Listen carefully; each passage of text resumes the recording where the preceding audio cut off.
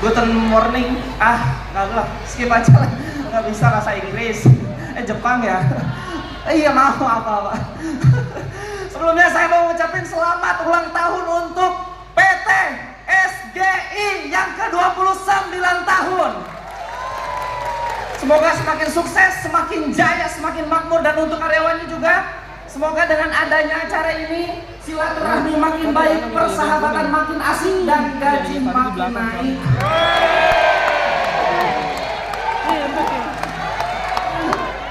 Kenceng banget tuh.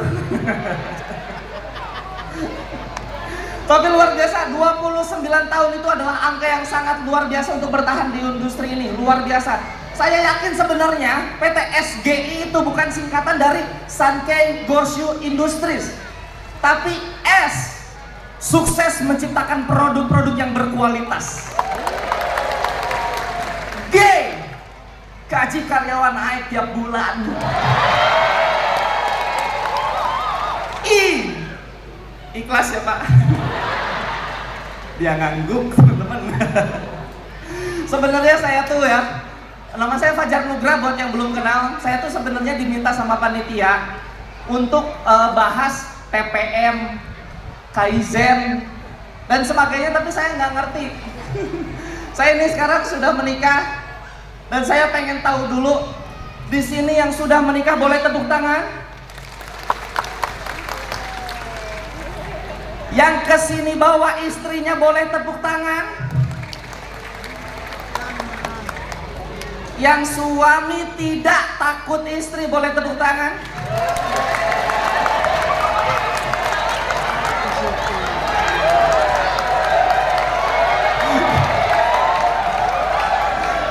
Saya akan menyuarakan isi hati para suami, ibu-ibu.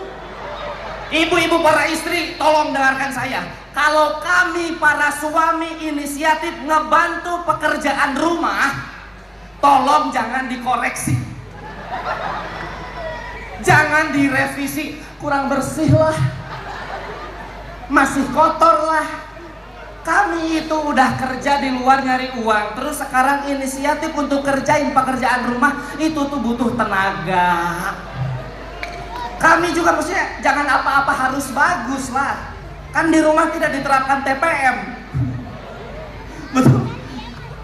Terus yang kedua, istri, ya Allah suami nih.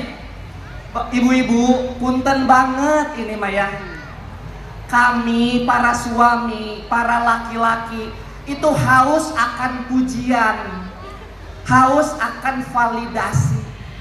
Jadi tolong kalau kami nyapu di rumah, puji aja, puji. Jangan malah kolongnya belum, kolongnya itu debunya balik lagi. Puji aja, puji, lagi nyapu dipuji gitu.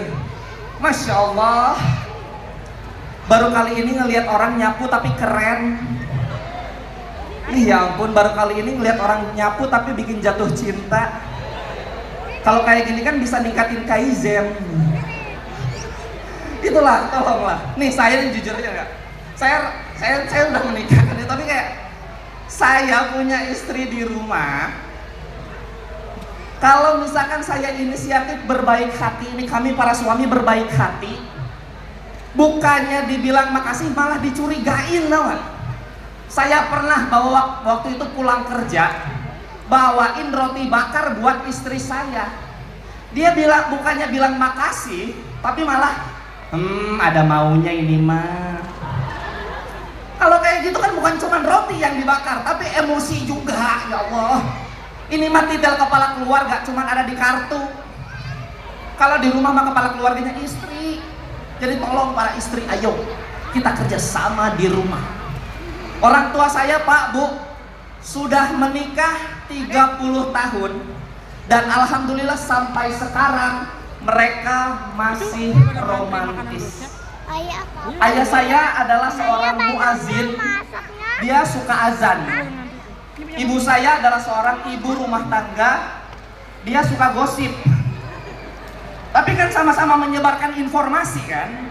Yang satu informasi waktu azan, yang satu informasi aib orang. Tapi sampai sekarang Pak Bu masih sangat nyambung. Karena apa? Karena cinta. Ibarat mesin, cinta itu adalah connecting rod. Ayah saya piston, mama saya crankshaft. Nah, kayak gitu tuh. Tapi sumpah ya, mama saya tuh maniak banget sama gosip. Ini ibu-ibu saya yakin yang di sini juga pasti maniak banget sama gosip. Mama saya nih ya, ngegosip hampir setiap hari, bisa seharian. Bahkan saya pernah nguping mama saya ngegosip sama tetangganya. Dan ibu tahu, mama saya tuh kalau ngegosip auranya sangat gede. Diawali dengan kalimat, "Bu, tahu nggak?" Pasti diawali dengan kalimat itu. "Bu, tahu nggak? Bu Denok nikah lagi." Hah? Sama orang mana? Katanya sih sama orang Jawa. Ya Allah, ibu udah pernah ketemu belum sama suaminya? Kayak gimana suaminya? Maaf ya bu, bukannya ngomongin. Dia bilang gini, suami kita mah kan putih lah ya, terus tinggi. Tapi maaf ya bu, suami Bu Denok yang baru mah udah gendut, hitam, udah kayak Ka'bah. Berlebihan nggak coba tuh gosip? Artinya kan Bu Denok setiap hari ngerasa naik haji, tiap malam meluk Ka'bah, tiap pagi nyium Hajar Aswad. Itu mama saya tuh. Saya juga pernah ketemu teman-teman mama saya. Ya Allah, bukan cuma sombong, bukan cuma gosip, tapi sombong juga. Saya ikut reunian SMA waktu itu.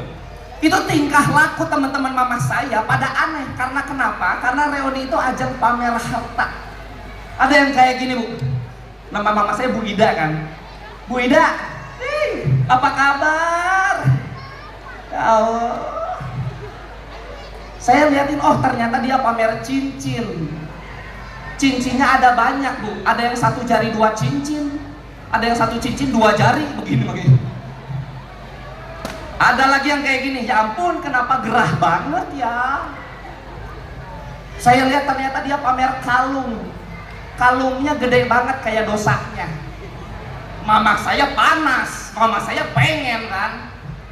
Iya kok gerah banget, kenapa ya? Saya tanya sama mama pamer apaan? Pamer motor baru. Oh gitu gerakannya? Ini ngeliatin luka knalpot.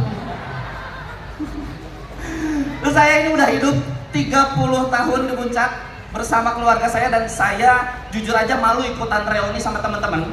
Karena saya tuh lulus SMA nggak langsung kuliah. Biasalah orang-orang pasti pada kayak pamerin kampus kalau misalkan lulus SMA terus kuliah gitu kan. Ada yang bilang masuk UGM, ada yang bilang masuk UI. Tapi alhamdulillah sekarang saya masuk TV.